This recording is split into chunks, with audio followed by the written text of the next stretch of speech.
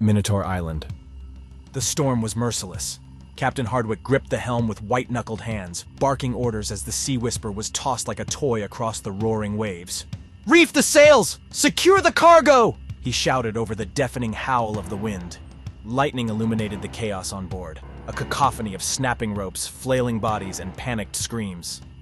"Captain, the hull's breached!" a crewman yelled, his voice barely cutting through the storm. "Then abandon ship! Everyone to the lifeboats!" Hardwick bellowed. The lifeboats were their only hope, but the raging sea showed no mercy. As the ship broke apart beneath their feet, 7 survivors managed to escape the wreckage and clung to a small lifeboat. The storm howled on, dragging them farther from their known course. But the sea wasn't done with them. As the storm began to wane, an eerie calm descended. Waves still churned, but the survivors could make out a silhouette in the distance. Land. Hope flickered in their exhausted eyes. Then, without warning, the water around them surged violently. Something massive lurked beneath the surface. A scream tore through the group as a monstrous octopus breached, its glistening tentacles writhing. One of the survivors, a man named Ray, was seized by the creature.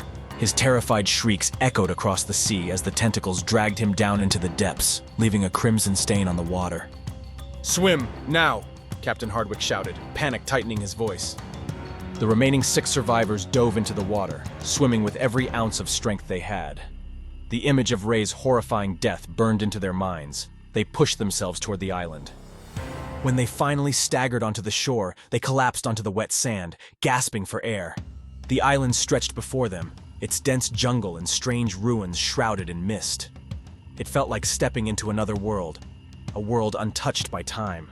Towering ferns and ancient trees loomed overhead, and the air was heavy with the scent of earth and decay. Where are we?" muttered Elena, her voice trembling. Captain Hardwick stood, his eyes scanning the island. "Nowhere good," he said grimly. "Stay together. We need to find shelter." As they ventured inland, the group stumbled upon an astonishing sight. A pyramid-like structure, ancient and weathered, standing tall among the trees. Its surface was carved with strange symbols, and torches lined the path leading to its entrance. "Torches?" Elena whispered, unease creeping into her voice. "That means someone's here." "Or something," said Marcus, his tone dark. Despite their fear, curiosity drove them forward. The pyramid's entrance loomed ahead, an open maw of darkness. The moment they stepped inside, a deep rumble shook the ground. 2 massive figures emerged from the shadows. Minotaurs. Their towering frames were covered in thick, matted fur, their faces grotesque amalgamations of man and beast. Eyes glowed like embers as they fixed on the intruders. "Run!" Captain Hardwick roared, his voice breaking the paralysis of fear. The group scattered into the labyrinthine corridors of the pyramid. Elena darted down a narrow passage, her heart pounding in her chest. The walls seemed to close in on her, the air growing colder with every step. She came to a chamber filled with mirrors, tall, ornate, and unnervingly clean despite the pyramid's age. "Hello?" she called, her voice trembling. Her reflection moved, but not in sync with her. It tilted its head, smirking, and then stepped out of the mirror. Elena screamed as the doppelganger advanced. It grabbed her wrist, its touch icy and unrelenting. She tried to fight, but the creature was stronger. With a sharp yank, it pulled her into the mirror. The last thing she saw was her own terrified face staring back at her from inside the glass, frozen forever in silent terror. Marcus ran blindly, his breath ragged. He tripped and tumbled into a cavernous hall where the walls were adorned with murals depicting ancient rituals. At the center of the room stood a stone altar, surrounded by statues of minotaurs in various poses of reverence. Suddenly, the statues moved. Their stone eyes glowed as they turned their heads toward him. "No, this isn't real," Marcus whispered, backing away. The statues closed in, their stone hooves striking the ground with deafening thuds. Marcus tried to run, but the floor beneath him cracked. He fell into a pit of darkness. When the light returned, he was on the altar, surrounded by the statues, now flesh and blood. The Minotaurs began their ritual, their guttural chants filling the air. Marcus screamed as the first blade descended. Hardwick sprinted down a sloping tunnel, the sound of hooves echoing behind him. He burst into a chamber filled with gold and treasures, a pirate's dream. For a moment, greed outweighed fear. He approached a gleaming chest, its lid slightly ajar. Inside were jewels of unimaginable beauty. As he reached for the treasure, the gold began to melt, transforming into writhing snakes. They slithered up his arms, biting into his flesh.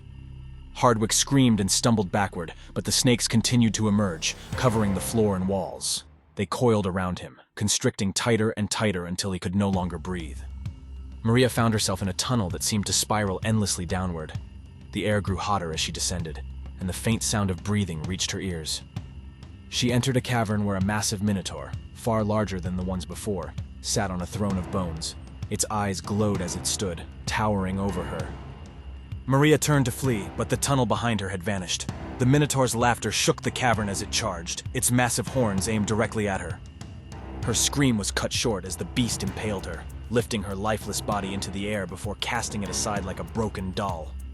Liam ran into a narrow passage, his mind racing with fear. He stumbled upon a room filled with strange symbols etched into the walls. In the center was a pedestal holding a glowing orb. Drawn to the light, Liam approached the orb and touched it. Instantly, the walls began to shift, and the room transformed into a maze. The walls closed in around him, the corridors growing narrower and narrower. He ran, but the maze twisted endlessly. Finally, he reached a dead end. As he turned to retrace his steps, the walls closed in further, crushing him in darkness. The pyramid fell silent. The Minotaurs returned to their shadows, their task complete. But outside, on the beach, the seventh survivor, the one who hadn't entered the pyramid, watched the pyramid's torches extinguish. His face twisted into a smile, revealing sharp teeth. "Fools," he muttered, his voice low. "They always come." With a final glance at the now dark pyramid, he turned and disappeared into the jungle, waiting for the next unlucky souls to wash ashore.